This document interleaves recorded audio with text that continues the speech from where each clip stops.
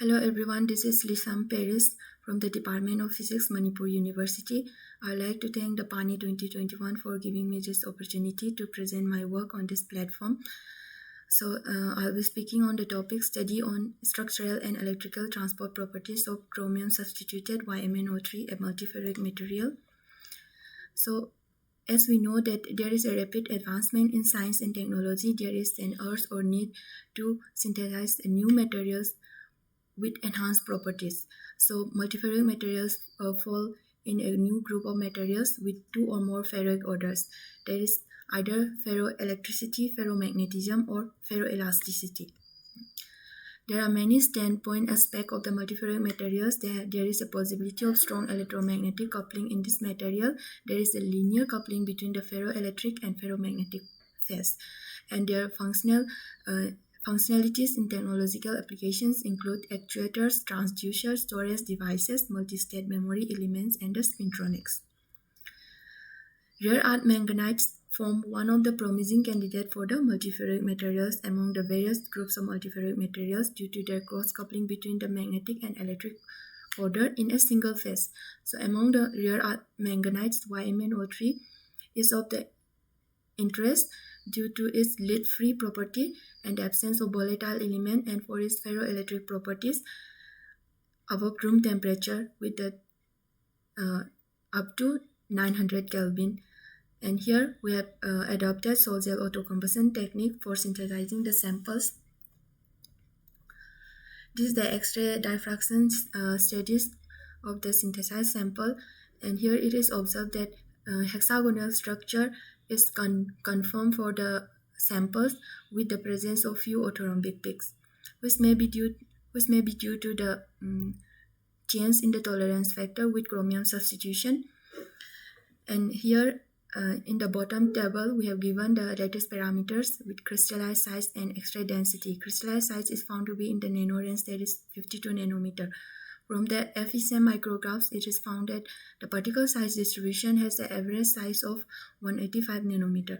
So there is a very large particle size, which may be due to the agglomeration with sintering at high temperature. And this is the Raman spectra of the samples. We have observed the intense A1 mode around 676 cm inverse, which is associated with apical stretching vibration of MnO atom, and the observed E2 mode at lower frequency site at 221 cm inverse is associated with deformation in the vibration of oxygen and manganese atoms, while the band at 130 cm inverse is related to the motion of Y3 plus atoms. And this is the dielectric properties of the sample. We know that in a polycrystalline material, the dielectric property can be explained with Maxwell-Wagner model in accordance with Crookes phenomenological theory. In these models, the polycrystalline materials are assumed to be consist of grains with grain boundaries, where grain boundaries are highly resistive and the grains are conductive. And in rare earth manganite, the polarization is via the electron hopping between Mn3 plus and Mn4 plus ions. And we have observed that with increase in temperature, the dielectric constant increases, which may be attributed to the presence of thermally activated charge carriers whose mobility towards the grain boundaries increase with the temperature. And the dielectric loss also increase with temperature, which may be due to the increase in the ionic conduction loss. And this is the AC conductivity graph.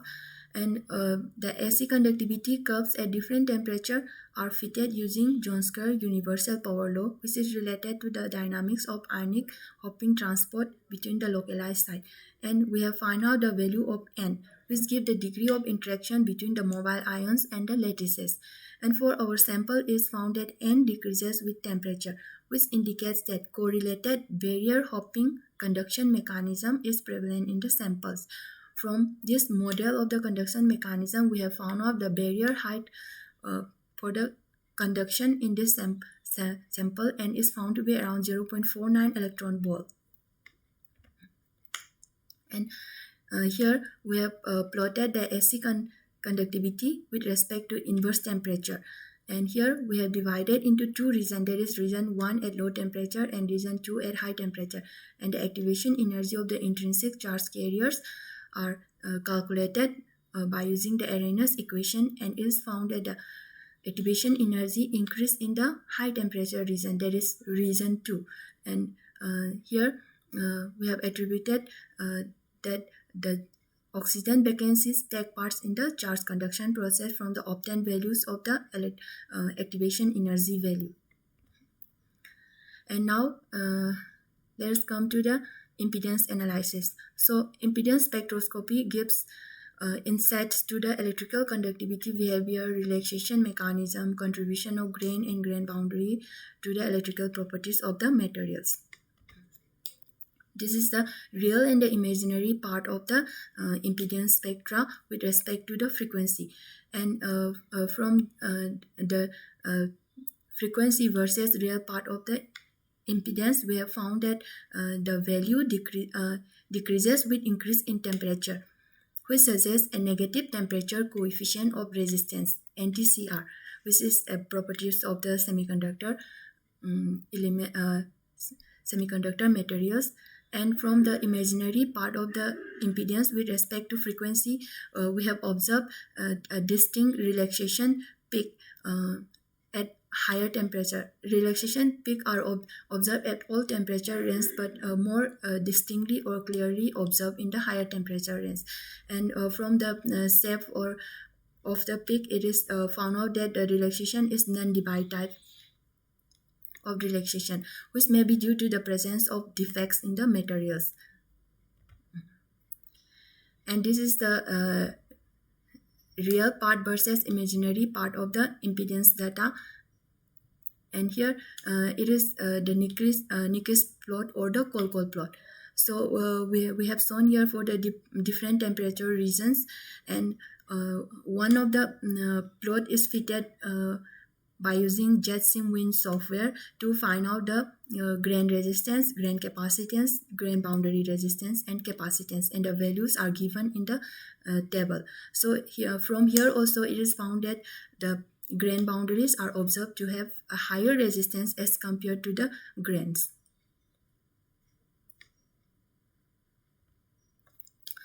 So this is the conclusion.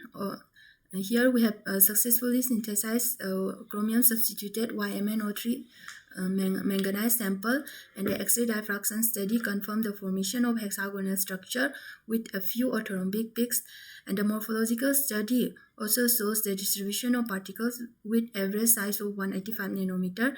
And from the Raman spectra, most intense A1 Raman scattering line is observed at 676 cm inverse, which signifies the formation of hexagonal structure.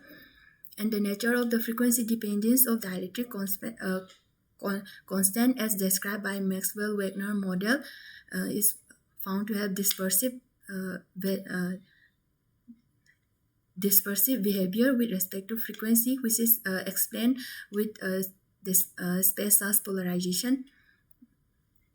And from the Johnson plot, it suggests that correlated barrier hopping conduction mechanism is prevalent in the sample, and the activation energy of the intrinsic charge carriers are calculated by using the Arrhenius equation. And from the Nyquist plot, we have find out the contribution of grain and grain boundary to the impedance of the materials. So from the study of both AC conductivity and impedance analysis, it is revealed that the sample exhibit negative temperature coefficient of resistance, indicating the semiconducting nature of the materials. Thank you.